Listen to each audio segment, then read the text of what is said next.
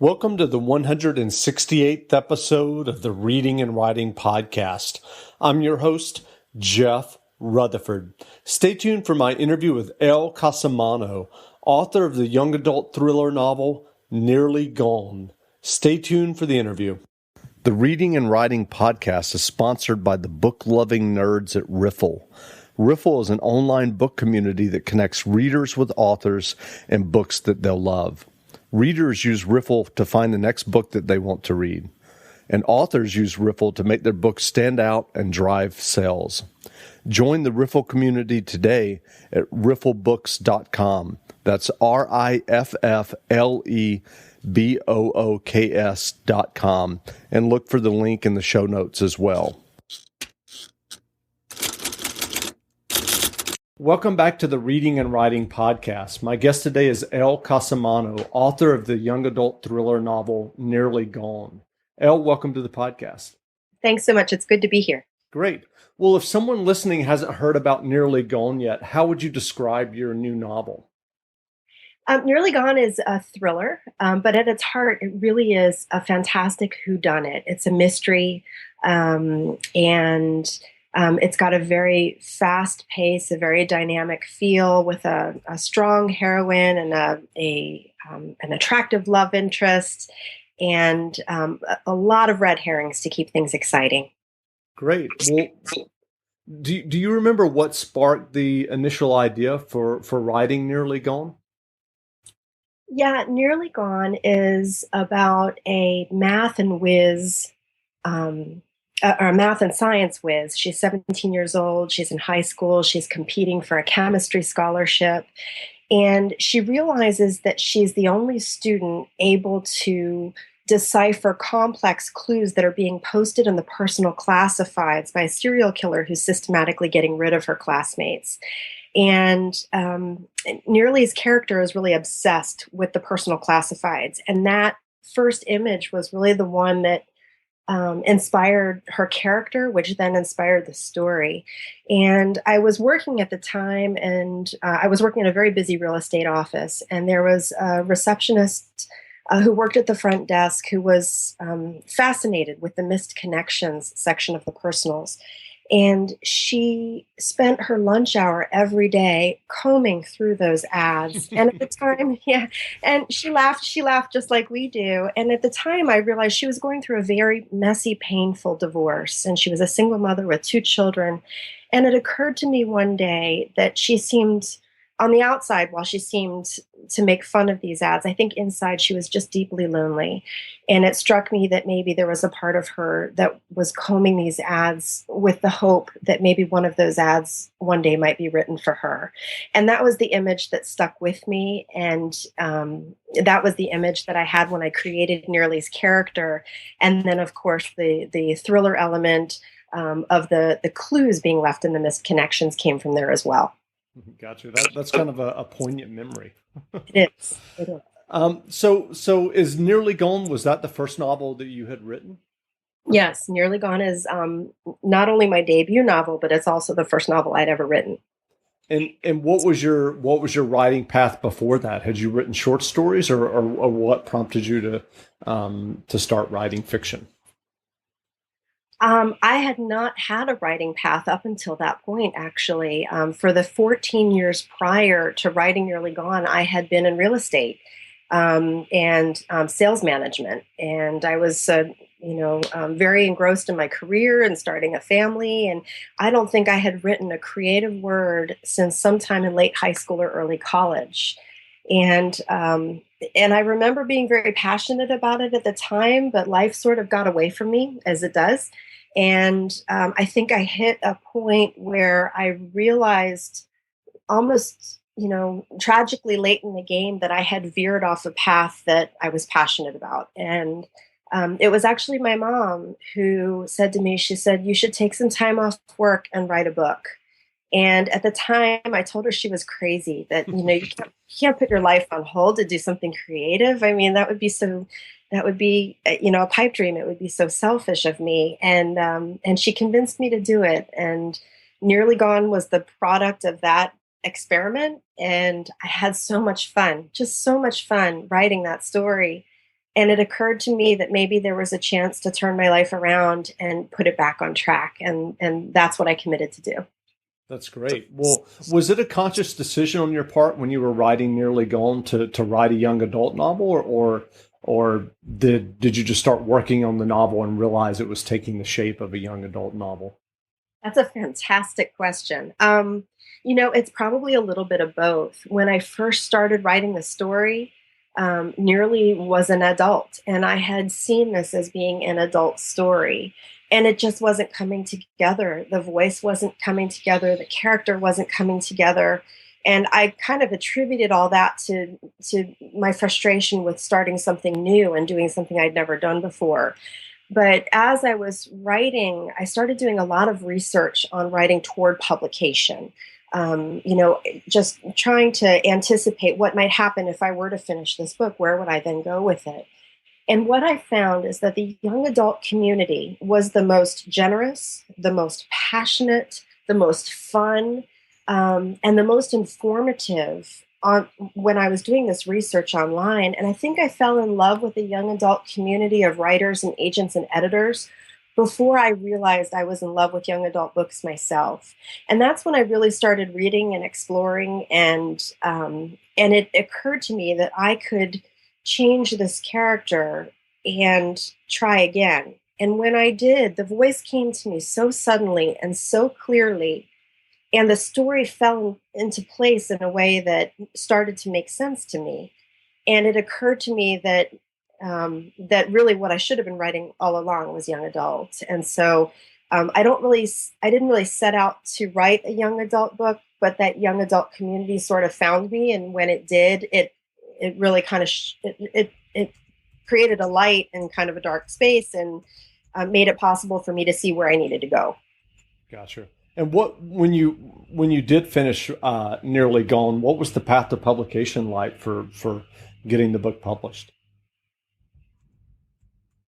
I finished the book, and the first thing I really needed to do after that was discover whether or not the book was any good. The first thing my husband asked me when I finished it, he said, "Well, are you planning to go back to work? Did you get this creative, project out of your system?" And I said, I don't know. I really I need to know. I guess first I need to know what's the next step. And he said, "Well, are you any good at this?" And it wasn't he was really curious. He was genuinely curious. And I said, I don't know the answer to that. And so I took the book to a writing workshop in Big Sur, California, where agents and editors were going to be mentoring new writers through the process of query writing and revising opening pages. So I took my book to Big Sur and got some fantastic feedback.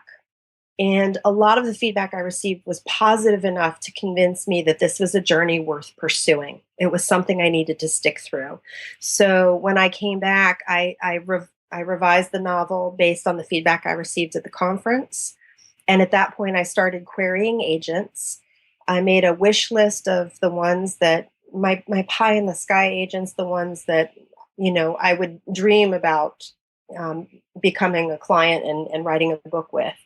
And I sent out my first batch of queries, and my dream agent for my first batch of queries requested my full manuscript, and several days later agreed to sign Nearly Gone and me as a client. And that agent was Sarah Davis with the Greenhouse Literary Agency. That's great. How long did it take to sell the book? Well, before we put the book on submission, I was still a very new writer, and this process was still very fresh for me. And the fantastic thing about working with Sarah is that she's a very editorial agent, and I really needed that. And the first thing she said to me, she said, Elle, she said, "You've got the makings of a great story here." She said, "You have a strong hook, you've got great characters and a solid romance." She said, "But the plot needs some work." So we spent a good 10 months revising that story back and forth together. And, she would come at me with feedback, and I'd take it away and I'd revise. And it was a fantastic, supportive, interactive process. And what I came away with the book I came away with a book I was really proud of. And so we spent 10 months revising, and I knew we were ready to submit. When she called me and she said, it's ready, it's ready. We can do this. And I felt so confident in her. We actually went on submission right before the holidays that year. And I think we had managed to secure the preempt with Penguin. I believe it was 6 weeks later. Wow, that's great. So, in researching this interview with you, I read an article about you and your college roommate. Can you share that story for the people who are listening? Yes, it's a fun story, and I think it's an inspiring story too. Um, oh gosh, it was a really long time ago. In the early 1990s, I was in college in Southern Maryland, and I had a roommate named Mary, and we were very, very close. And neither of us were writers. I believe she was studying anthropology. I was studying psychology. And like a lot of old college friends do, we graduated, we got married, we moved to other states, we had families, and we lost each other along the way. And um, several years ago, I guess it was probably 4 years ago, I was on a school field trip with my youngest son, and I saw a woman who looked strangely familiar, and we're looking at each other across the room of parents. And it occurs to me that this is Mary.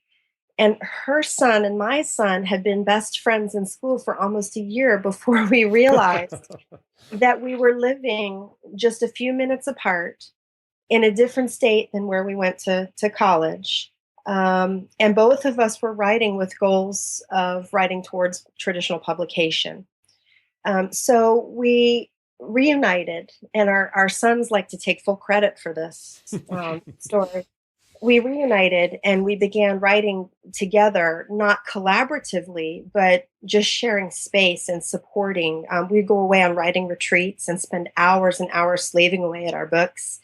And that year, we both secured literary agents, and we ended up, both of us, securing publishing contracts with different imprints at Penguin Books. And the really crazy thing is that we both write mystery thrillers. We just write for different audiences. She writes for adults and I write for young adults. But it was just such a great story to show that, the world is a very small place, and some things happen for a reason. And I feel like our paths were meant to cross again. And it's really, really, almost sometimes, truth can be stranger than fiction. And it's so strange how it all came together, and so, so wonderful. That's great. So are you working on another novel now? I am actually. I am in the process of revising the sequel to Nearly Gone, which is tentatively titled Nearly Lost, and it should be released sometime in 2015, although we don't yet have a date. And that will also be with Kathy Dawson at Penguin Books for Young Readers. And that's going to be a really, really fun story.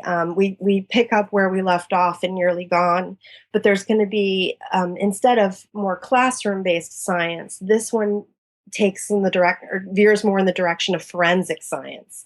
And so it's going to have a little bit more of a outside of the classroom, hands-on feel to it. And I think it's going to be a real kick to read.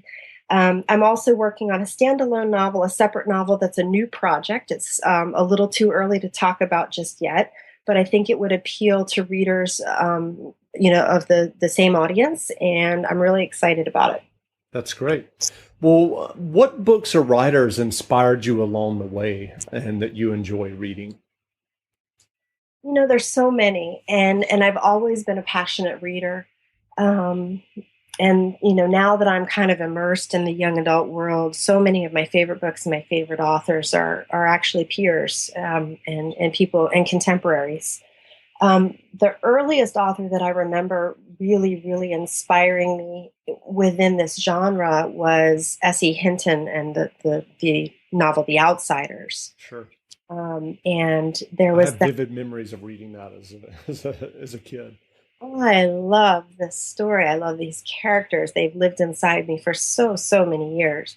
And I think, looking back, um, there was a grittiness, um, a realness to these characters that made them um, both exciting because they were so different. They lived in a world that was so different than the world that I lived in growing up, but also very relatable. And they were characters that I fell in love with, and characters I felt like I wanted to know. And that's kind of the idea that stuck with me as I'm writing my own books. Is I want my characters to be exciting and introduce new worlds to my readers, but I also want them to share so many of these universal themes that teens share, of first love and loss and redemption and hope and disappointment. All these things, I want them to be relatable, and so that was a book that I think inspired me very early on.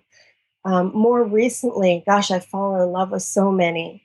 Um, but I would have to say that my favorite author to date is Andrew Smith, who is another author who writes about young adults, and I get that same feeling from his characters. They're very real to me. After I finish a book, they live inside me for a long time, and I feel like they're people that I've grown to love. And I think those are the kinds of storytellers that I tend to get passionate about. The ones who introduce me to characters who feel like real people. Sure. And what was his name again? I didn't catch that. His name is Andrew Smith. Okay, gotcha.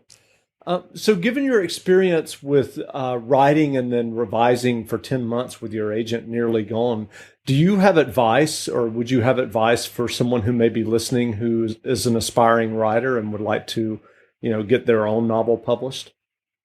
Absolutely. I think the thing that was most a part of my success, the aspect of the work I brought that really made all of the dominoes fall in place for me, was the amount of research that I did about the process. I really immersed myself.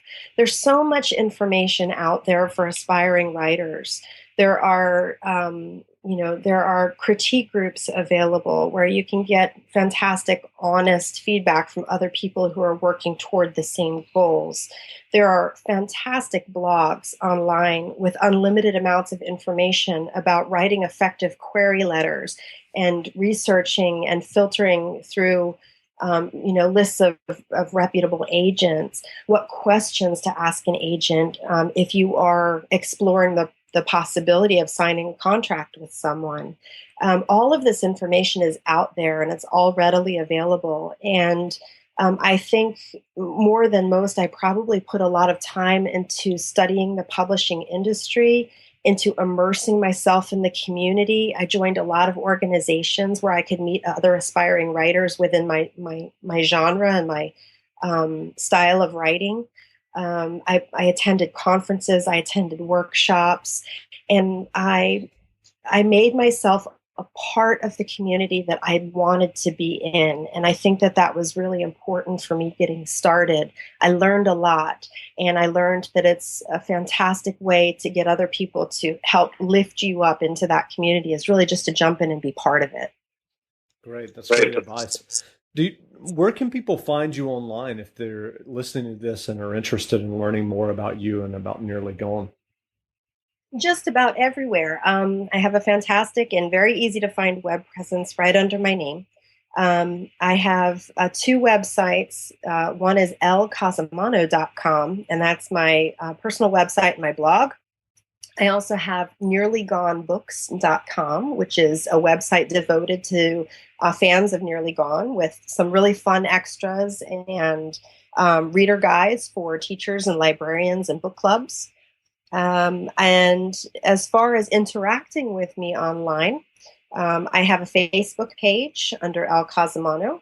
I tweet also as Elle Cosimano, and I tumble with a fantastic group of debut authors at Hanging Garden Stories on Tumblr, and we basically tumble short stories inspired by GIFs, and it's a lot of fun. So if you're looking to read some of my short work, that would be a great place to find it.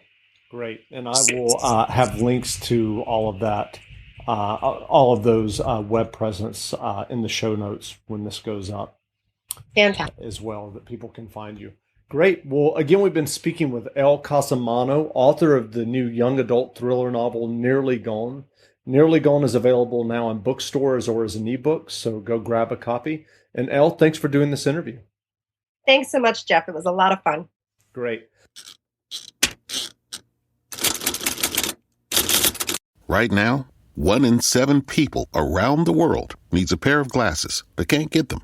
That's why One Sight exists, to help people everywhere get the glasses they need to learn more, earn more, and see a clearer future.